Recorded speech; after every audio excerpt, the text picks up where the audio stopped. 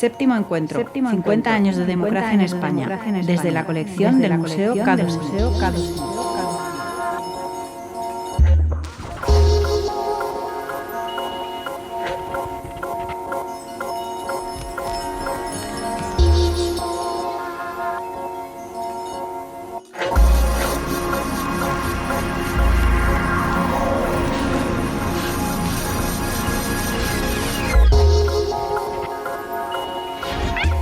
España conmemora el 50 aniversario del restablecimiento de la democracia tras la muerte de Franco en 1975 y el posterior periodo de transición.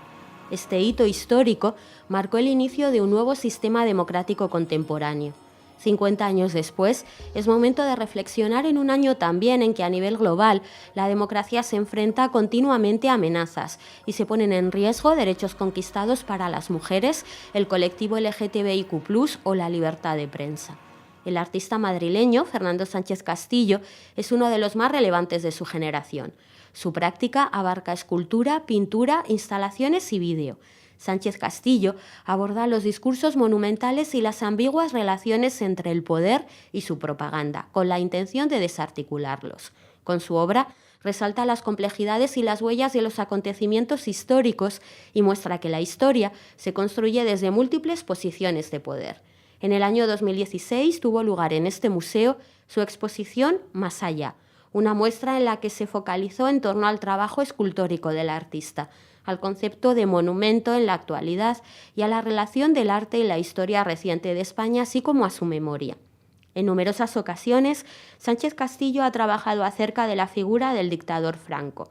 En la colección del Museo K2M está el vídeo Baraca, del año 2007, en el que narra cómo fueron obtenidas las pestañas de Franco y la interpretación posterior que dio de ellas y de otros restos del cuerpo, reflexionando sobre la noción de reliquia, que se relaciona aquí también con el concepto de fetiche, ese artefacto que tanto alimenta los mecanismos del deseo como base del capitalismo moderno en función de la producción y comercio de mercancías a nivel global.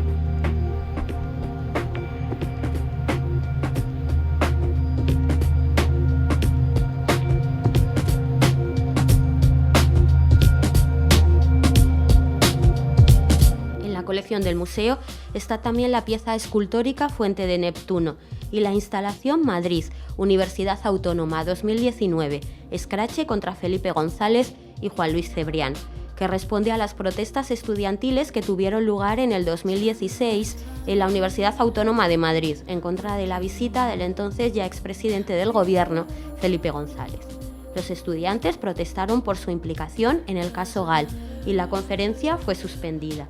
Los días 13 y 14 de noviembre de este año, Sánchez Castillo, en el Círculo de Bellas Artes, regaló 25.000 caballos sin Franco a todos los asistentes de la instalación Libre, que conmemoraba los 50 años de la muerte del dictador.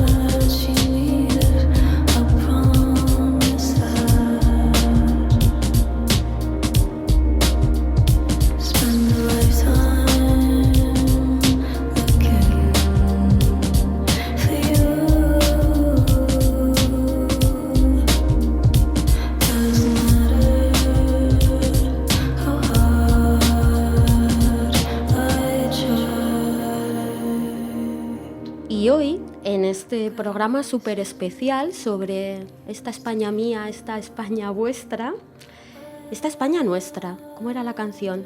Ya no me acuerdo. Invito a mirar hacia atrás y reflexionar sobre de dónde venimos y hacia dónde vamos a Carla Berrocal, que es dibujante e ilustradora de cómic madrileña.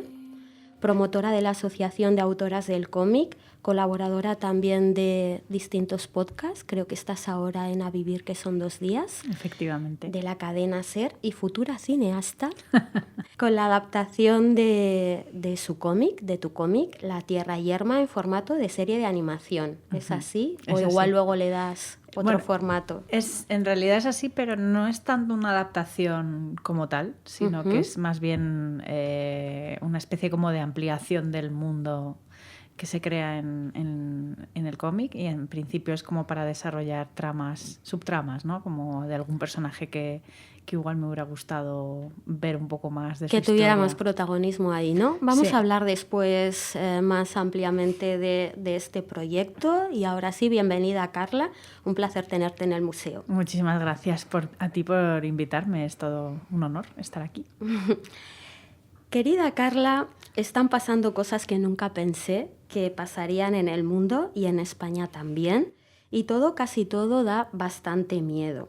Hace unos días leí en el periódico, no en el periódico, sino en un periódico, que no sé si decir el nombre, era un periódico que yo de pequeña leía mucho los domingos porque era muy progre, y ahora la verdad ya no sé dónde está. Y ahí leí un artículo sobre la juventud española, bastante terrible no solo por el contenido, sino también por el tono en el que estaba escrito. Mi percepción era que intentaba blanquear una historia tan triste, una noticia tan tremenda como es el hecho de que los jóvenes españoles se declaran más de derechas que nunca, y así responden y responderán en las urnas. Decía el texto, comillas, nos han dicho que los partidos tradicionales no entienden sus problemas, así que algunos han decidido ser rebeldes, pero esta vez rebeldes de derecha, incluso de extrema derecha, decía.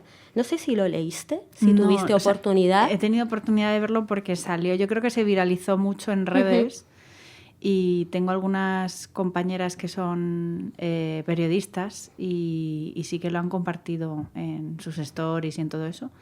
Y sí que me llamó mucho la atención el titular, y me parecía todo bastante desesperanzador, la verdad. Sí, ¿qué les decimos entonces a nuestros jóvenes, nosotras que somos un poquito más mayoras ya y hemos pasado por mucho y nos han contado muchas cosas también nuestras madres, nuestras abuelas, sobre lo que de verdad era una dictadura y vivir en dictadura? ¿Qué les decimos a estos jóvenes que frivolizan sobre la dictadura y sobre la extrema derecha? Yo creo que, yo tengo 2 sobrinas, y también es verdad que hay como una brecha de género muy grande, yo creo, en esto de los jóvenes, ¿no? Porque también se dice que los chicos están yéndose más hacia la derecha y las chicas cada vez más hacia la izquierda, ¿no? Porque también están viendo peligrar muchos de los derechos que se han adquirido. Conquistados, ¿no? Sí. Entonces, yo creo que lo que falta mucho en general en este país, y que si estamos aquí es por eso, es la memoria. Es que los jóvenes y las jóvenes sean conscientes del privilegio que es tener libertad para hacer lo que tú quieres, porque no ha sido siempre así. Y la memoria es muy frágil, y además de frágil, todas las personas que tienen esa memoria están falleciendo ya. Entonces, creo que hay una labor de tender puentes entre esas generaciones, y que los y las chavalas sean conscientes de todo eso, ¿no? Yo creo que podría ayudar, mira, ya que estamos en un museo, creo que sería muy guay tener un museo, por ejemplo, yo lo puse como ejemplo hace poco, el de los derechos humanos que hay en Chile, que es un museo que habla de la dictadura, de la represión y todo eso.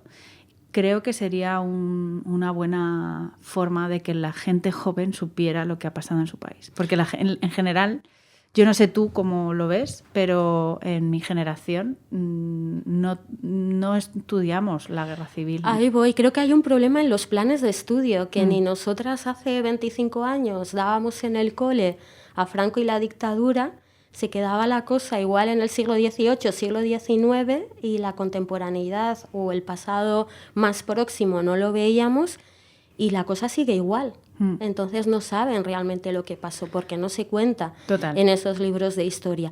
Y por otro lado, muy de acuerdo con generar ese espacio museístico y divulgativo que hace mucha falta, creo que un proyecto hay en resignificar Cuelgamuros. Absolutamente. Antes el Valle Sí. de los Caídos, para los nostálgicos, Sí, entre comillas, que no creo que nos escuchen, pero bueno, que es ahí, ¿no? Es el lugar donde hacerlo. Totalmente de acuerdo, pero también es verdad que esto también lo comenté hace poco con algunos colegas, que creo que el espacio de Cuelgamuros está genial, pero no deja de ser un espacio que, aunque se ve en la distancia, y sobre todo si pasas por las 6, no está en el centro de la ciudad, ¿no? Creo que hay un espacio de memoria donde pase mucha gente y donde se recuerde constantemente, no sé, decirte, los bajos de la plaza de la Puerta del Sol, por ejemplo. Pues te iba a decir que qué mejor que la Puerta del Claro, Sol, porque sede ahí, de la Comunidad de Madrid ahora mismo. correcto, porque ahí es donde se llevaban a los detenidos y todo eso, ¿no? Yo creo que hay una buena oportunidad y un buen espacio, pero desde luego que lo importante es que los jóvenes y las jóvenes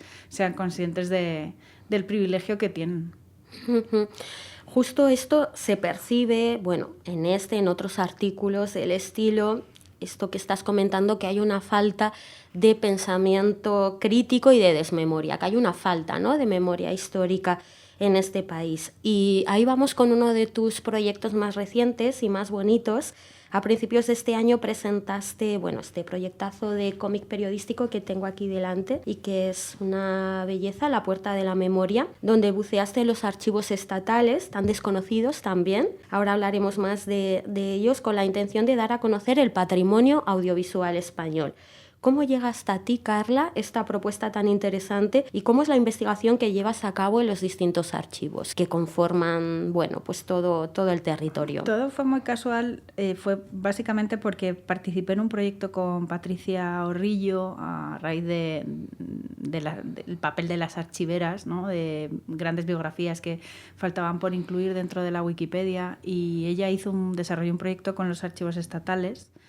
Y bueno, pues me invitó a participar y en ese espacio pues tuve la oportunidad de conocer a la directora de los archivos y bueno, pues empezamos a hablar y yo ni siquiera sabía lo que era un archivo. O sea, para mí los archivos eran una cosa muy cerrada y muy orientada a la investigación, donde tenías que tener una especie de carnet especial para poder entrar y poder desarrollar una tarea de investigación y ya está, ¿no?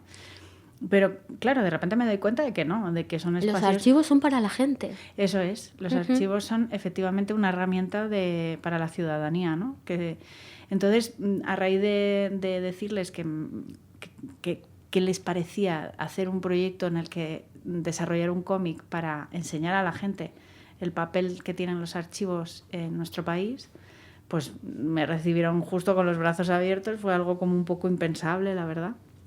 Y a raíz de ahí, pues sí que surge la idea de una colaboración estrecha en la que desde la institución pues se me facilite todo el acceso a esa información, haciendo una ruta en todos los archivos, enseñándome documentos bastante inaccesibles a los que he tenido acceso y bueno, un montón de información para luego trasladarlo a hacer un TVO. ¿El formato entonces lo propones tú? El formato lo propongo yo. Sí, el formato lo propongo yo porque básicamente lo que digo es que es una de las grandes luchas que yo he tenido siempre. El cómic es un elemento capaz de ser muy pop y de trasladar muy bien información que de otra manera igual es un poco inaccesible, ¿no? O sea, si tú haces un folleto de 15 páginas explicando lo que son los archivos, un chaval o incluso una persona mayor es probable que ni lo lea, ¿no? Sin embargo, si esa información es accesible a través de imagen y dibujo y de una historia, también creo que estás acercando esa información a la gente, ¿no? Que es de lo que se trata. Total, a otros públicos es mucho más abierto. Viajamos hasta el Archivo General de las Indias, en Sevilla, donde allí trabajas uno de los temazos del momento en el ámbito cultural y social, que es el de los procesos de decolonización, el dejar de contar la historia siempre desde el punto de vista de los vencedores y también hablar de esa invisibilización sistémica que hemos tenido las mujeres en la historia. Ya sé lo que me vas a responder, pero pregunta importante. ¿Hay que transformar los relatos para que haya más diversidad? Absolutamente, sí, sí. No, además que en el caso de los archivos y el caso tan particular del Archivo General de Indias, que es un archivo con una connotación tan sumamente pesada, ¿no? En su significado, era un debate que no podía dejar de estar ahí. Entonces, creo que eso además es un debate que si te mueves más o menos mínimamente en museos, sobre todo a nivel internacional, es un debate que se está hablando con mucha naturalidad, ¿no? Desde grandes museos y grandes instituciones internacionales. Ha tardado también sí. en llegar ese debate, ya tocaba. Sí. Y yo me acuerdo de, yo qué sé, de estar en Washington y ver los museos y tal, y ya ser una cosa como cada vez más frecuente, más ¿no? orgánica, sí. Entonces, claro, cuando se plantea el tema del Archivo General de Indias, evidentemente yo la pregunta que le hice a la directora era, esto tiene que estar. O sea, igual no desde una postura oficial, pero si yo soy la autora que está detrás de este TVO, a mí sí que como autora me interesa que haya alguien que hable de este tema, porque creo que hay que hablarse, porque creo que ni la censura ni el no hablarlo y hacer como que no pasa probablemente es mucho más contrario a la idea de lo que es un archivo, incluso un museo, un debate, una obra artística, que al final no se trata más que de diálogo, ¿no? Creo que cualquier obra es un diálogo, ¿no? Pues hay que dialogar y creo que es una muestra de diálogo aceptar que hay un tema que hay que tratar y que no hay que dejar de mirar. Claro, también entiendo y creo que hay que exigirle, ¿no?, a la institución, en este caso al archivo, pues esa responsabilidad institucional ante la desmemoria histórica y ante ese punto de vista que tienen esos legajos, ¿no?, y ese fondo de archivo que tienen en Sevilla. Total, además es que es un debate que yo creo que todavía los archiveros y archiveras es un sector que todavía se está planteando, ¿no? Porque tienes esta concepción casi científica del documento, ¿no? De no, el documento es documento y ya está, ¿no? Y en realidad... En el sentido de que no hay que cuestionarlo. Exacto, vale. Sí, como que no hay un contenido ideológico, ¿no? Y es como, no, o sea, creo que hay un debate muy intenso detrás de esa afirmación, porque un documento, ¿quién lo expide? ¿Por qué se expide? ¿Bajo qué condiciones se expide? O sea, un documento puede ser un elemento de poder. Entonces... Creo que cuando además hablamos del Archivo General de Indias es un debate que tiene que estar, o sea, porque hay una connotación muy clara y bueno, hay un tema que es el colonialismo español y el extractivismo que ha habido en toda Sudamérica que sigue a día de hoy, ¿no? Entonces creo que es un tema que tenía que estar sí o sí. Y ningún problema, ¿no? No, la verdad es que al principio estaban muy temerosas. Pero claro, yo también les decía, vamos a ver, es algo que hasta el ministro de Cultura ha dicho que tiene que suceder. Entonces, creo que no hay problema. Y también yo creo que al ser una herramienta, o sea, al ser un producto no oficial en el sentido de que hay una autoría detrás, hacer lo contrario sería censurarme. Entonces, creo que valoran más que haya una libertad de expresión y un diálogo y un debate que una dictadura ideológica de esto sí, esto no. Seguimos viajando de Sevilla a Salamanca. Nos vamos a mi tierra. Allí te encontraste con Noelia Vicente Castro, que es la jefa de difusión del Centro Documental de la Memoria Histórica, que está en el centro de la ciudad. ¿Qué te pasó en Salamanca y qué te pasó a ti también, además, a nivel más personal con tus orígenes chilenos? ¿Cómo se atraviesa el tema también del exilio y la construcción de identidad cuando estás allí en este centro de memoria histórica? A mí la verdad es que, a ver, yo había ido a Salamanca, pues quizás bueno, a Salamanca ciudad también he ido, ¿no? Pero he paseado mucho por su parte más rural y siempre me ha parecido un territorio muy dado al cuento y a la leyenda, ¿no? Eso por un lado, ¿no? En cuanto a Salamanca ciudad, lo que me pasó fue básicamente que me topé con mi propia familia en el archivo, ¿no? Que es un ejercicio además que desde el propio archivo de la memoria histórica lo suelen hacer, ¿no? Ellos tienen un gran archivo de fichas de personas fichadas por Franco. Y entre esas fichas estaba la ficha de un tío abuelo mío. ¿Eso fue casualidad? Encontrarte con sí, esto. O sea, me dijeron... o sea, yo sabía que estaba mi tío abuelo porque mi padre mi padre estudió historia también y es un gran fan de hacer su propia genealogía de su familia, entonces siempre ha estado como buscando cosas y tal, y yo sé que él había estado buscando en ese archivo a mi tío abuelo y lo encontró. Pero esto fue como muy anecdótico, o sea, sí que me comentó, pero poco más. Y el caso es que pues consulté la ficha para ver qué había pasado y tal, y bueno, la ficha, mi tío abuelo era Maximiliano Berrocal, que era torero. Y ¡Anda! Sí, de hecho, bueno, murió muy joven y tal. Y bueno, pues el caso es que él como que dio un dinero para una revista socialista juvenil de Euskadi, dio como una donación y quedó fichado en eso. Vale. Como luego murió muy joven, pues no tuvo ninguna represalia ni nada. O sea, nadie había consultado la ficha, porque esto es otra cosa que tampoco nadie te explica. Una cosa es que tú estuvieras en el archivo y otra cosa es que ese archivo se consultara o que desde el funcionariado franquista se consultara, ¿sabes? O sea, una cosa es que tuvieras tú una ficha, pero igual tú en tu vida nunca eras de alguna manera fichado porque nunca pedías información. Por ejemplo, quiero ser funcionario, ¿no? Y realizas una serie de, pues yo qué sé, de papeleo y tal, y entonces el funcionariado franquista accedía a ese fichero y entonces encontraba tu nombre y entonces ahí sí, si encontraba en ese fichero tu nombre, pues es probable que, dependiendo del tipo de cosa que fuera, pues te podían negar, yo qué sé, cualquier tipo de ayuda o cualquier tipo de intención de ser funcionario o lo que fuera, ¿no? Entonces, la ficha de mi tío abuelo no había sido consultada. O sea, eso significaba que estaba fichado, pero nunca le habían pillado, por decirlo de alguna manera. Porque, claro, tenían el nombre de tanta gente que es que era imposible. Y, claro, fue muy curioso encontrar el nombre, ¿sabes? Como algo tan lejano y, o sea, como una de las cosas más bonitas que yo creo que tiene en general el documento es que en apenas igual suena muy cursi lo que voy a decir, pero en apenas unos milímetros hay una separación de tiempo muy grande, ¿no? Tiene esta cosa como que es capaz de unir a dos personas en tiempos muy distintos. Y me parece como una cosa que si lo piensas un poco fríamente es como que te explota la cabeza, ¿no? Claro, tuviste ahí un reencuentro brutal. Claro, o sea, es como en este papel está el nombre o sea, yo soy heredera de esto, ¿no? O sea, hay un punto como de reencuentro, ¿no?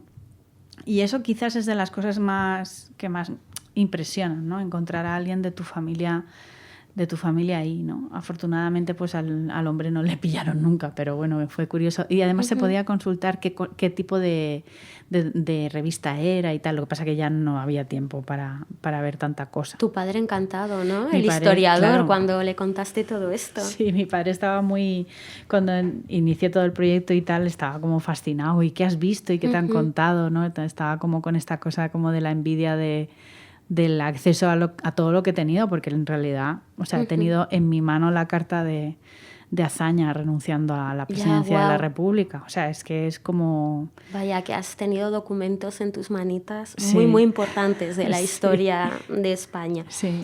Volvemos a Salamanca para hablar de tu cómic La Tierra Yerma, que está por aquí también. La publicación, editado por Reservoir Books en el año 2024 y que te está dando muchas alegrías. Sí, la Carla, verdad que sí. Es una epopeya protagonizada por mujeres amazonas intrépidas en el Campo Charro, en la dehesa salmantina, las charras. A mí me encanta porque yo soy charra también, donde generas una nueva mitología y un relato simbólico. Hacía mucha falta, desde luego, estas heroínas, sobre todo también para generar nuevos ideales y nuevos referentes a las nuevas generaciones de lectoras de cómic y de lectoras de todo. Totalmente, o sea, yo creo que España tiene en general un patrimonio que desgraciadamente, con todo esto que estamos hablando de la memoria, creo que viene al caso, que ha sido muy apropiado por la derecha y por la ultraderecha, ¿no? Y el hecho de que cojamos todos esos imaginarios y los resignifiquemos me parece una cosa muy necesaria y muy bonita, ¿no? Entonces, la verdad es que el tema de Salamanca fue muy casual. Yo fui allí por unos viajes así como de medio vacaciones y todo empezó porque fui a Salvatierra de Tormes. Vale. Y el nombre Salvatierra me llamó mucho la atención. Entonces sí, yo no he estado nunca, pero localizo el pueblo. Pues el nombre fue como fue la chispa, porque dije, qué nombre tan bonito es Salvatierra, ¿no? Como que tiene unas connotaciones que me parecían muy poéticas, ¿no? Y muy bonitas y muy... O sea, que un apellido fuera ese así, ¿no? Tan sonoro y tan bonito como que podía ser de alguien que precisamente se dedicara a salvar la tierra, ¿no?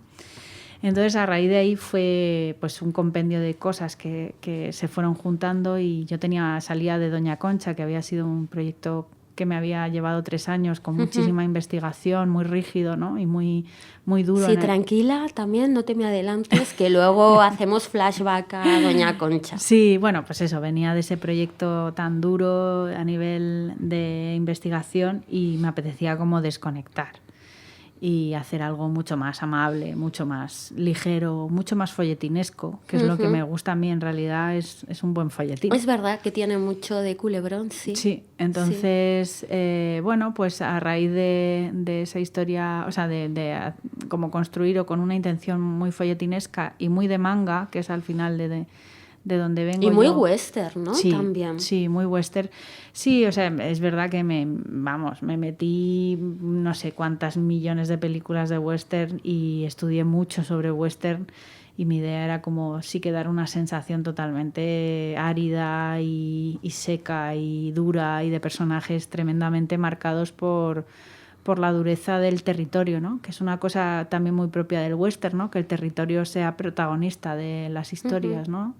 Ahora estoy a raíz del proyecto siguiente que supongo que hablaremos, que no me quiero adelantar, pero a raíz de lo de la academia también estoy viendo muchísimos western y es que es real, ¿no? Como que la presencia del territorio como algo duro y como algo salvaje y como algo a veces incontrolable me resultaba increíble, ¿no? Y además es que la dehesa salmantina tiene mucho de eso, ¿no? Sí. Entonces muchas veces buscamos ese tipo de ficciones fuera y en realidad tenemos un material, unas leyendas, unos cuentos, unas tradiciones que son que dan mucho al germen a ese tipo de historias, ¿no? Entonces yo tengo mucho afán también por recuperar ese folclore. ¿Y cómo construyes ese personaje de la charra? Bueno, lo construyo de las charras. Las charras lo construyo a raíz de siempre como todo, ¿no? Yo casi siempre parto de una realidad histórica o real y luego ya voy ficcionando, ¿no? Los charros no dejan de ser los vaqueros de la zona salmantina, ¿no? Que cuidan ganado. Claro, pero un mundo también eso, muy masculino, muy machista, al que tú le das la vuelta también. Sí, para mí básicamente fue pensar que los charros eran nuestros vaqueros y la idea de transformarlo en personajes femeninos era muy seductora porque yo quería que fueran evidentemente protagonistas mujeres y básicamente era como darle la vuelta, ¿no? Y además que los trajes charros son preciosísimos, creo que son de una belleza... es verdad que no es lo mismo el traje charro de la persona humilde que el traje charro sofisticado. Sí, que tiene una labor de orfebrería en plata, súper increíble, muy laborioso todo. Entonces, es verdad que localicé a una persona de la zona cerca, como entre Ciudad Rodrigo, Vitigudín o por ahí, y esa persona que se llama Macu Vicente, que es un amor, pues me documentó mucho. Ella estudió historia también, entonces como que sabe muy bien la historia de toda esa zona.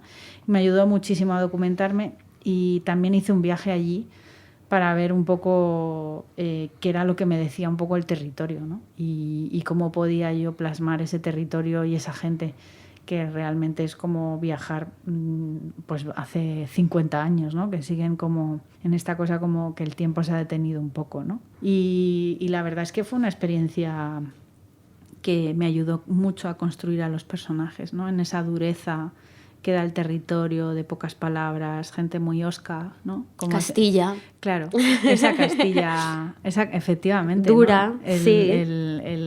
La personalidad de Castilla, ¿no? Seca, árida, y bueno, pues de pocas palabras, ¿no? Sí, sí, doy fe que se cumple. La obra La tierra yerma ha sido traducida al francés y estás ahora mismo dándole forma como serie o lo que tenga que ser gracias a una residencia en la Academia de Cine. ¿Cómo estás viviendo este viaje y esa internacionalización también de una obra tan particular como La tierra yerma? Bueno, la verdad es que es muy curioso cuando ves tu obra en otro idioma, ¿no? Es como muy bonito. También es verdad que... ¿Y cómo se recibe, no? Fuera. Sí, cómo se recibe, cómo la leen, cómo la critican también, ¿no? Es verdad que el público francés es un público muy exigente, ¿no? Además tiene una crítica profesionalizada, que yo creo que es una cosa que en España todavía no sucede, ¿no? La gente recomienda TVOs, pero no se moja mucho con el tema de la crítica, a no ser que seas un autor extranjero, como no, ¿sabes? Como esta cosa de que nos conocemos todos, no hay como una crítica como tal, ¿no? En Francia... En el cine pasa igual. Eso, pues en Francia sucede un poco al revés, ¿no? O sea, tienen una crítica muy profesional y muy dura a veces, ¿no? En exceso. La verdad es que la recepción ha sido bastante buena, no me puedo quejar. Pero sí que entiendo que hay una idiosincrasia y una cosa en la obra que es muy española y que creo que los franceses no han acabado de Y es pillar. muy territorio también, ¿no? Sí, es fíjate la importancia de donde está también localizada y todo lo que nos acabas de explicar. Total. Sí.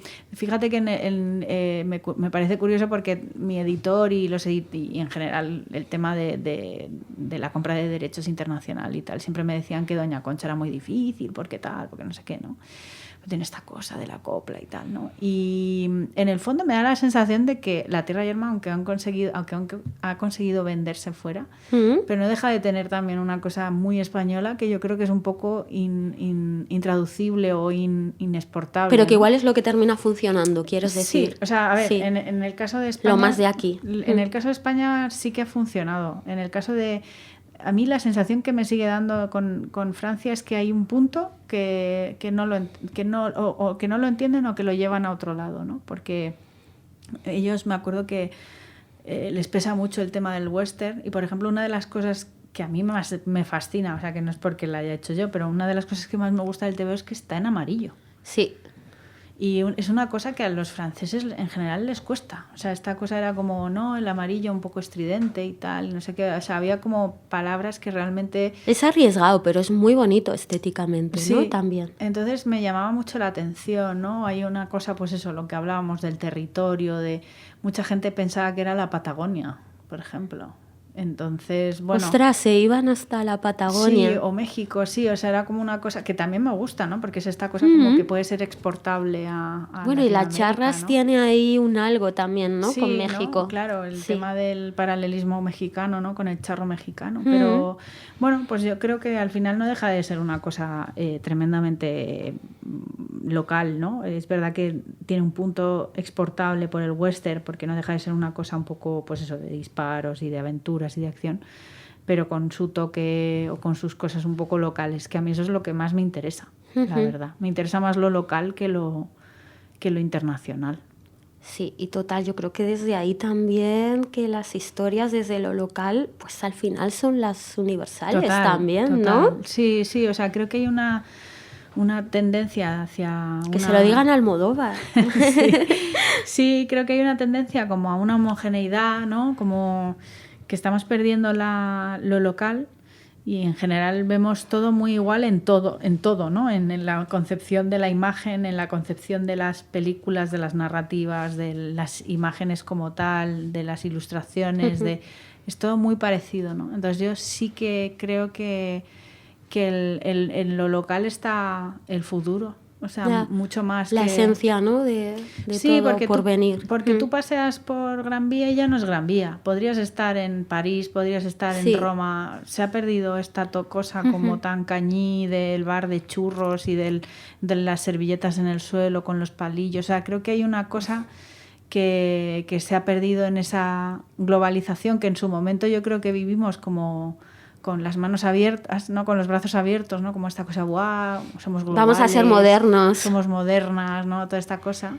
Pero nos ha salido el tiro por la culata, porque Total. el capitalismo lo ha absorbido y se lo ha llevado al peor de los territorios, ¿no? Con nuestra anterior invitada, Alana Portero, hablábamos de esto también y quedamos en que es ahora en las periferias y en Móstoles donde nos encontramos, donde igual se encuentra el verdadero casticismo y la esencia Total. del costumbrismo, mucho más en las afueras que en el centro de la ciudad. Si es que el centro es un parque de atracciones para el turista. ¿Y qué tal en la residencia de la Academia del Cine? ¿Cómo va esa aventura? Pues la verdad es que estaba un poco asustada porque, claro, yo vengo de un medio absolutamente individual y solitario como es la historieta, en el que pasas muchísimo tiempo solo y desarrollando una historia.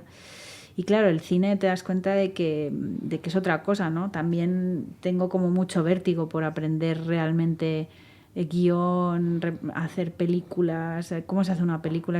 Yo soy muy aficionada. Yo creo que en La Tierra Yerma se ve mucho que yo Sí, yo soy es muy cinematográfico sí, ya. soy muy cinematográfica. Entonces, creo que por un lado es apasionante y da vértigo y da susto, pero tengo muchísimas ganas de aprender, que yo creo que es algo que, joder, que con 42 años ponerte a aprender algo nuevo también tiene mérito, ¿no? Como reformular toda tu carrera y de repente dirigirte hacia otra cosa muy distinta, ¿no? Y hablábamos de igual del formato serie, ¿no? Y de desarrollar algunos de los aspectos y de los personajes que, bueno, pues se habían quedado igual o sentías que se habían quedado un poco cortos y les tenías ganas desde los orígenes del cómic. Sí, total, hombre, a ver, es que son 180 páginas lo que da la historia y se me hizo muy corto y yo creo que es un libro que hubiera agradecido otras 100 páginas más, ¿no? De poder profundizar bien en los conflictos de los personajes, pero lamentablemente yo tenía un tiempo muy limitado y tuve que hacerlo pues de la manera que la tenía que hacer, que era... Bueno, pero que está muy bien en este formato y funciona, y ahora con la serie pues será también otra cosa. Sí, la idea es como hacer una especie pues eso, de spin-off o historias paralelas que cuenten otras historias que me ayuden a ampliar el mundo. Entonces mola porque me ha llevado a plantearme muchas cosas, ¿no? Por ejemplo, ¿quién serían las personas indígenas en este relato, ¿no? ¿Qué más aventuras hay o qué distintos tipos de personas hay en ese espacio? Y creo que es una pregunta muy agradecida porque te da pie a investigar y a lucubrar y a fantasear más alrededor de toda esa historia creada, ¿no? Entonces, bueno, me parece un ejercicio bonito y en algún caso la idea es hacer una serie de animación. Y si no funcionara, yo me haría un cómic, vamos, con historias cortas, pero sin ningún género de dudas. ¿Pero has materializado ya algo visualmente? ¿Ya has estado como en esa parte del proceso? Todavía no, estás más en el guión y en la pre de todo. Bueno, es que en el cómic también viene todo muy unido, ¿no? Yo creo que la imagen y la palabra van unidas. Entonces, en mi proceso de trabajo también hay un ejercicio que es el de imaginar el aspecto de los personajes, que yo creo que ayuda mucho a escribir y a recolocar la historia, ¿no? Es verdad que bueno, que he empezado más en la palabra que en la imagen, pero curiosamente hace una semana tuve que hacer unos ejercicios para un taller, una formación que teníamos, y me puse a dibujar, que también es una cosa que echaba mucho de menos, ¿no?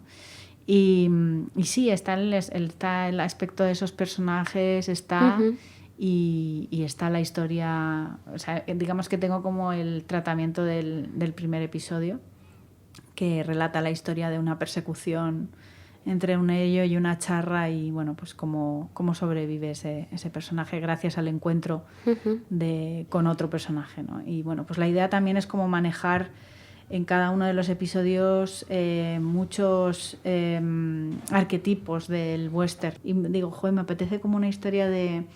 ¿no? Coger como ese tipo de historias que son como muy canónicas, ¿no? Dentro de lo que es el western, de la llegada del personaje que llega a la ciudad, el personaje que se va, el personaje que tiene que hacer una travesía con animales, que eso también está mucho, ¿no? O el personaje porque el cura que de repente tiene que tomar las armas, ¿no? Que esto también es como muy, muy guay, ¿no? Y yo creo que hay como una serie de elementos comunes que se pueden resignificar, además. Eso te iba a decir, que Si hay algo totalmente masculino y machista en el género, ha sido el western, resignificarlo desde un punto de vista totalmente feminista y queer va a ser la bomba. Sí. Eso no sé si se ha hecho, alguna vez. La verdad es que estoy pasándomelo muy bien, porque es verdad que me estoy hinchando a ver películas clásicas de Howard Hawks y John Ford y todos estos amigos. ¿Sabes? Me estoy viendo todas las tertulias de Garci, en fin, toda esta cosa, ¿no? Pero bueno, la idea es como coger eso y llevarlo a otro territorio. Sí. Y eso me parece muy, muy seductor, porque partiendo de una base muy tradicional, que eso es lo que me interesa a mí. O sea, yo soy muy enamorada en general de la tradición, pero lo que me mola es darle la vuelta, ¿no? Es como cómo subvertir eso, ¿no? Cómo puedo contar algo que sí respete la tradición de una forma estética o de una forma conceptual, pero a la vez que lo lleve a un territorio nuevo, ¿no? Eso me parece súper bonito. Pues vamos a seguir con esto y con un trabajo anterior con esta misma editorial, con Reservoir Books del 2021, con los que sacaste una obra cumbre, ya es importantísima, del cómic en España, y además más folclórica y más tradicional y más partir de un personaje como Doña Concha, imposible, Doña Concha, la rosa y la espina, una biografía única sobre una gran estrella de la música española, una carta de amor a la copla, una mujer que desafió al régimen y no se la ha entendido, yo creo, muy bien. En la historia ha ayudado mucho tu trabajo. Hay una anécdota sobre ella y su personalidad que seguro que conoces. Estos días preparando la entrevista la volví a leer. Y es que Franco no salía apenas de Palacio, todo lo tenía ahí en su casa del Pardo y tenía hasta una sala de proyecciones, un teatrillo que ahora se puede visitar. Yo fui a una de esas visitas mediadas y es muy interesante. El interior del Palacio del Pardo y bueno, él invitaba allí a todas las artistas del momento a sus recepciones y allí también, bueno, pues pasaba las películas de Berlanga, de todos los directores de la época e invitaba también a las artistas, a las folclóricas. Doña Concha tuvo que acudir 2 veces a cantar ante Franco, la última en el año 1953 y otra en una cacería donde interpretó la mejor de las coplas de la historia del género, Ojos Verdes. Entonces retiróse a cambiar de vestido y descansar cuando ante ella llegó el jefe de la Casa Civil de su Excelencia, Fuertes de Villavicencio, y le dijo: ¿qué ha dicho el caudillo que si puede volver a cantar Ojos Verdes? Y Concha Piquer, con una templanza que ninguna de sus colegas hubiera tenido, respondió: dígale al caudillo que en este preciso momento me dispongo a merendar y que si quiere escucharme de nuevo en esa canción, le reservaré un palco en el teatro donde actuó y no tendré inconveniente en complacerle. Ya nunca más la invitaron desde el Palacio del Pardo. Creo que resume muy bien, bueno, pues toda la idiosincrasia y toda la complejidad y todas las aristas de esta mujer increíble y maravillosa que fue doña Concha Piquer. Totalmente. Yo creo que es una mujer fascinante y que ha sido yo creo que ha sido muy injustamente tratada. O sea, creo que la historia... Ella y la copla en general, ¿no? Sí, pero especialmente ella, ¿no? Yo creo que además creo que ha tenido que ser lamentablemente la derecha y el PP en Valencia, por ejemplo, el que levantaran el Museo de Concha Piquer, porque... Ah, ostras, esto está allí, vale. Sí, la Casa Museo de Concha Piquer está en Valencia y fue un proyecto que hizo el PP, ¿no? Porque siempre, o sea, la izquierda tradicionalmente ha renegado mucho, o sea, han sido muy Vázquez Montalbán, o sea, han sido muy poquitos las personas progresistas de izquierdas quienes han conseguido resignificar de alguna manera la copla o verla de otra manera, ¿no? Bueno, ahora hay un cambio también, porque todo esto se está repensando. Quiero decir, sí. a raíz pues eso, yo creo que en la época de que saqué yo el TVO ya sí que ha habido una resignificación muy importante de la copla. Pero cuando yo empecé a hacer el cómic de Concha Piquer... Bueno, la pregunta es eso, ¿cómo confrontas tú desde el presente, desde el siglo XXI, a este personaje histórico y a todo un género que eso entendemos que no se ha entendido muy bien desde ciertos grupos políticos ni desde las generaciones que vinimos después? Totalmente, pues yo recuerdo que lo que hice básicamente fue coger la copla e intentar desde esta cosa como casi como desde fuera, ¿no? Casi desde el turista, porque con distancia. Con distancia, porque en mi casa, por ejemplo, no se había escuchado nunca música española. Yo mi madre es chilena, mi padre es español, entonces yo vengo de una tradición musical muy distinta, sobre todo porque mi padre no es muy melómano y mi madre sí que es muy melómana, pero escuchaba más música relacionada con su país y su tradición cultural que con la española. Entonces yo nunca he escuchado a Rafael en casa, nunca he escuchado copla, nunca he escuchado nada, ¿no? Ni canción protesta, nada. Entonces, claro, yo entro en contacto con la copla y mi descubrimiento con la copla básicamente es que es una música de una grandísima calidad literaria que está tremendamente denostada. Te estoy hablando, pues eso, del año 2018, 2017, cuando yo empiezo a estudiar esto. Y como todos los procesos creativos que afronto, se trata básicamente de responderme esa pregunta, responderme por qué pasa esto. Porque es lo que nos ha llevado a entender que la copla es cutre y es una música franquista. O sea, era como, ¿es verdad esto? O sea, la pregunta era, ¿es cierto? ¿Y hasta qué punto y va es mucho cierto? más allá.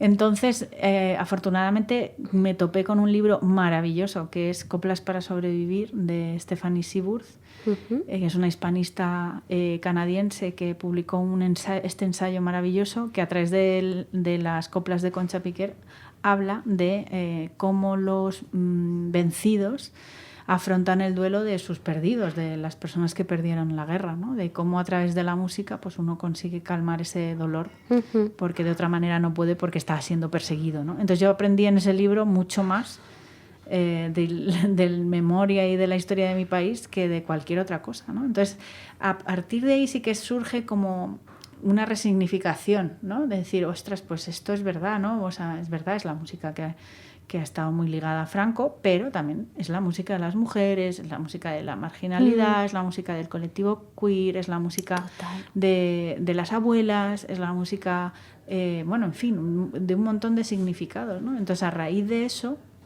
es verdad que yo digo, joder, yo quiero hacer algo de esto, sobre todo basado en la figura de Concha Piquer, porque Concha Piquer de todas era la que yo más conectaba personalmente con ella, ¿no? A nivel musical era la que más me gustaba, pero no quería que fuera solamente una biografía al uso, o sea, no quería que fuera cuento la vida de Menganita y ya está, porque me parece un ejercicio aburridísimo, quiero decir, todas las historias y todas las películas y todos los libros biográficos me parecen tremendamente aburridos. Yo lo que quería era combinar la biografía con un documento que fuera como una especie de manifiesto a favor de la copla y que resignificara la copla y que le diera otras lecturas desde un punto de vista académico. Y ahí mi trabajo en la M21 me sirvió mucho, ¿no? Porque lo puse en práctica y es como mezclo la vida de Concha Piquer y en determinados momentos históricos entrevisto a distintos académicos para que me expliquen a mí exactamente cuál es la relación de la copla con la guerra civil, cuál es la relación de la copla con la cultura popular, cuál es la relación de la copla con el feminismo, y a raíz de ahí pues yo hago ese cómic. Y termina siendo eso, el gran homenaje también con sus luces y bueno, con algunas sombras también. Totalmente. Que era un personaje controvertido pues que merecía y que la copla merecía también, así que te lo agradecemos un montón, Carla Berrocal. Y como hoy es un programa especial, me permito también un bonus track muy español y vamos a escuchar la primera versión de Ojos Verdes con doña Concha Piquer, que es del año 1940. Maravilla. Apoya en el quicio de la mancebía, miraba encenderse la noche de mayo. Pasaban los hombres y yo sonreía, hasta que en mi puerta paraste el caballo. Serrana, me das candela y yo te dije caché, ven y tómala en mis labios. Y yo fuego te daré, dejaste el caballo y lumbre te di, y fueron dos verdes luceros de mayo tus ojos para mí. Oh, verde, verde como la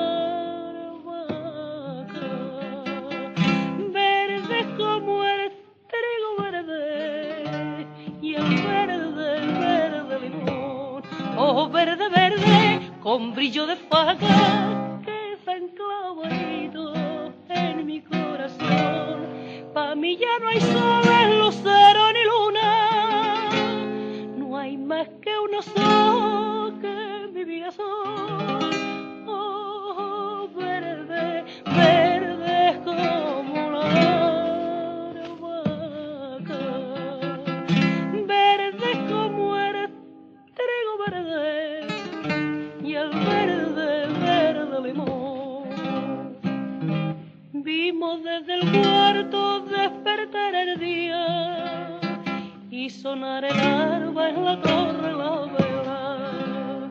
Dejaste en mi brazo cuando amanecía y en mi boca un gusto de menta y canela. Serrana, para un vestido yo te quiero regalar. Yo te dije estás cumplido, no me tienes que dar nada. Subiste al caballo, te fuiste de mí y nunca otra noche más bella de mayo he vuelto a vivir. Oh, oh, verde, verde como la albahaca, verde como el trigo verde y el verde, verde limón. Oh, verde, verde con brillo de faga que está enclavadito en mi corazón. Pa' mí ya no hay soles, lucero ni luna, no hay más que unos ojos que mi vida son. Oh, verde, verde como la albahaca, verde como el trigo verde y el verde, verde limón. Hemos apuntado mucho ya sobre el formato de cómic periodístico que tú trabajas también, no solo a nivel de publicaciones, sino también haces talleres y charlas sobre esto. Y nos vamos un poquito más atrás en el tiempo. Estábamos en 2021 con Doña Concha, nos vamos a 2017 y has hablado sobre este proyecto, pero es que me hace mucha ilusión porque igual tú no te acuerdas o no sabes, pero bueno, recordar ese ayuntamiento, esa municipalidad, ese sueño de Madrid que ya no está, que tuvimos en aquel entonces, duró poquito, y el proyecto de radio pública, que fue M21, donde empezamos muchas. Ahí empecé yo en 2018 a hacer radio, y bueno, pues empezaste tú también con este género periodístico, con el magazine de M21. Yo ya no estoy allí, pero tú sí que sigues colaborando con esta publicación, y me alegra también que el ayuntamiento actual, bueno, pues continuara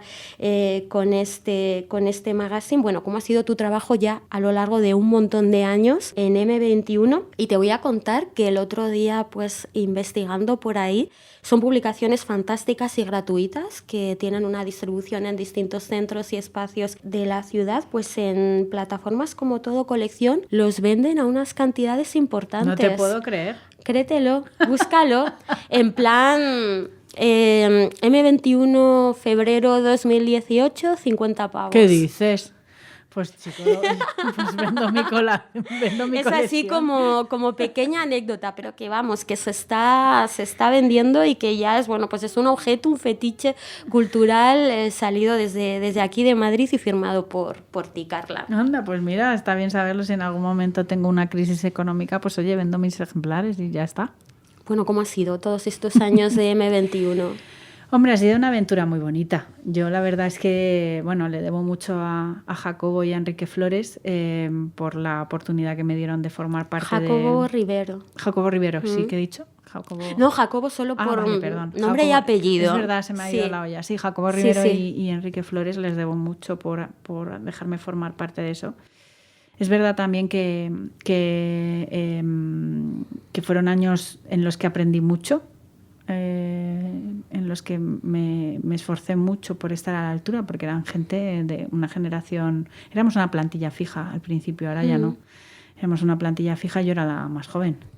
y era una responsabilidad un poco, o sea, estar con, yo qué sé, Jacobo Pérez Enciso, o no sé, o LPO, o quien sea, ¿no? O sea, peña de los 80 de verdad, ¿no? Como de la movida, ¿no? De la movida verdadera.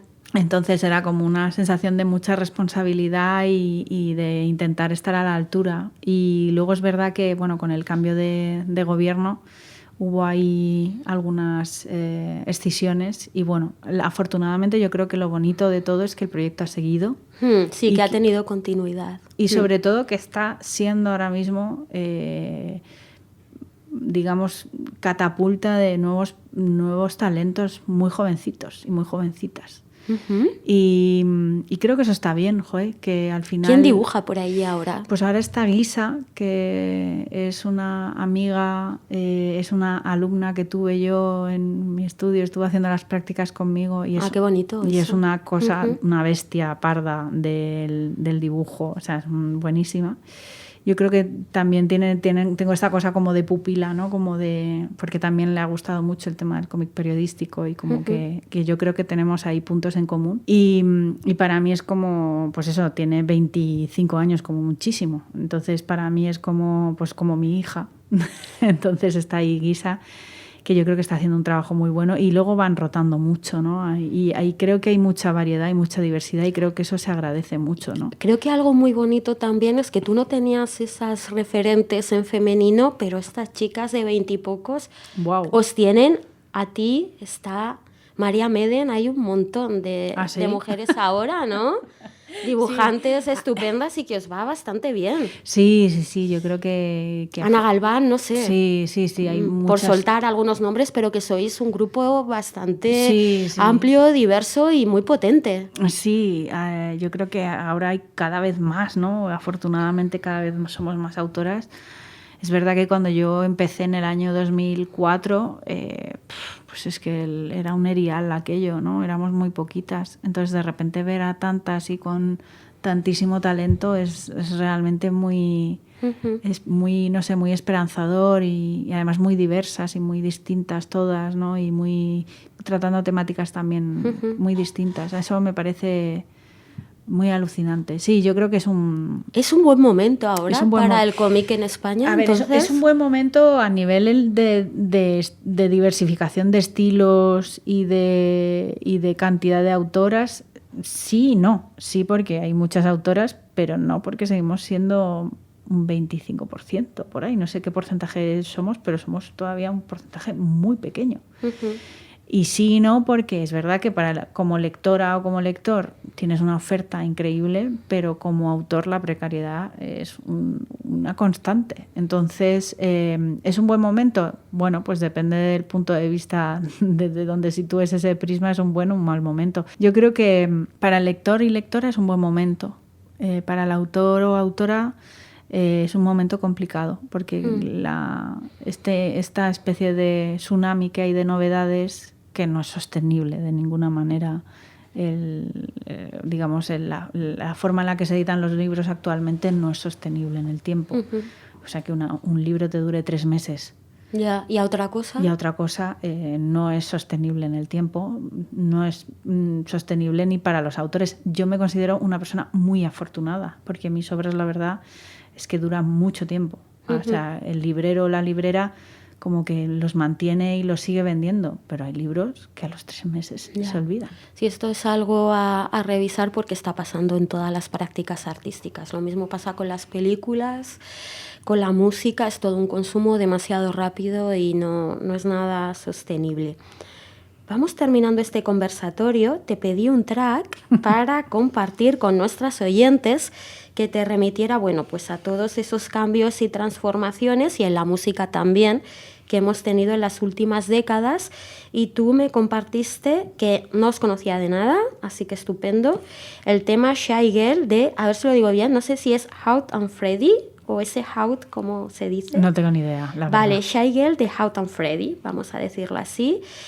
Bueno, ¿a qué responde esta elección, querida Carla? Pues esta elección responde a una no elección, porque me parecía muy difícil, o sea, creo que... Te has liado. Me he liado porque creo que, o sea, tú me pedías muy sabiamente como algún tipo de música que me marcara un poco ese cambio, ¿no? Esa memoria y tal, esa transición, toda esta cosa. Y la verdad es que me parecía muy difícil porque yo pensaba, voy a caer en, yo qué sé, en una canción de Mocedades o de Rafael o de cosas así. A mí ¿no? Mocedades me chifla, ¿eh? A mí también, ¿eh? Me hubiera encantado que sonara Mocedades en este programa. Yo soy muy fan de Mocedades. Tengo que decir que en los karaoke siempre canto Mocedades. En los karaoke siempre cae Mocedades. Sí, Mocedades y Shakira. Creo que son como las dos caras de mi moneda.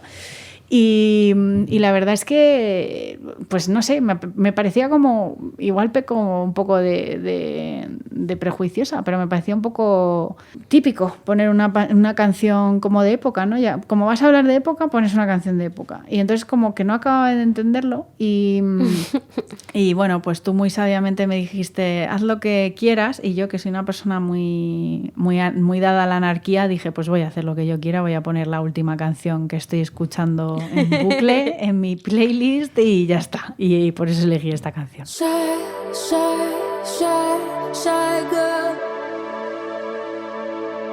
When you gonna run the whole wide world? I do recall there was madness in your eyes. Let it come out tonight. Let it come out tonight. Yeah, yeah. Your sister and the boyfriend, they could go roll their eyes about it. Your mother and her friends can go to see her, write a book about it.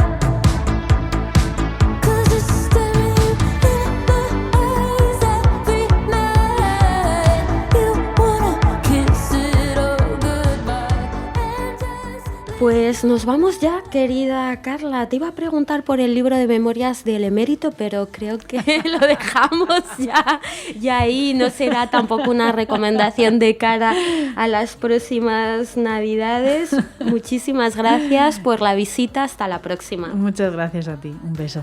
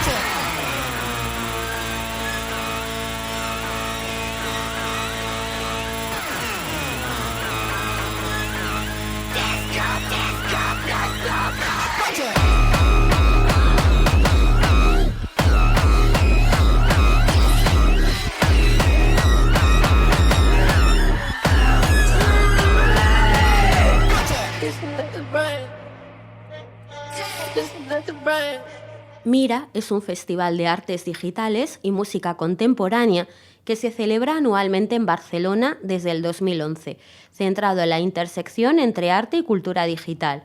El festival presenta una programación compuesta por directos audiovisuales, conciertos, instalaciones inmersivas, performance, proyecciones 360 grados, DJ sets y conferencias. Durante los días 7 y 8 de noviembre, la Fira de Montjuïc fue escenario de la 14ª edición, un festival que conecta presente y futuro dentro de las prácticas artísticas contemporáneas.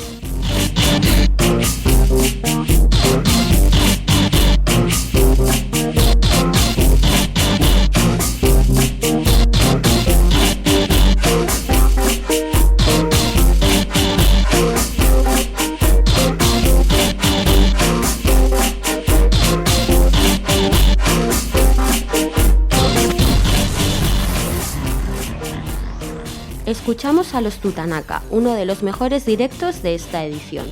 Los Tutanaka es el proyecto de los hermanos Crampton, Chukimamani Kondori y Joshua Chukimia Crampton, donde combinan folk y electrónica, con un tono disruptivo desde sus raíces en Cochabamba, Bolivia. Han sabido reinterpretar la cultura y pensamiento aymara, transformando los ritmos ancestrales andinos del guaiño, el caporal y la culaguada en paisajes sonoros de trance. Un directo audiovisual sanador y poderoso, con un set de potentísimas y coloridas imágenes animadas que lo rompen todo. Yo, yo, yo. Yo, yo, yo, yo. Yo, yo. Yo, yo, yo, yo. Yo, yo, yo, yo. Yo, yo, yo, yo. Yo, yo, yo. Yo, yo, yo, yo. Yo, yo, yo. Gracias por escuchar desde el Museo K2M. Toda la música que sale del Mira Festival en esta ocasión estará disponible en una playlist adjunta al podcast. Hasta el próximo Encuentro Poroso.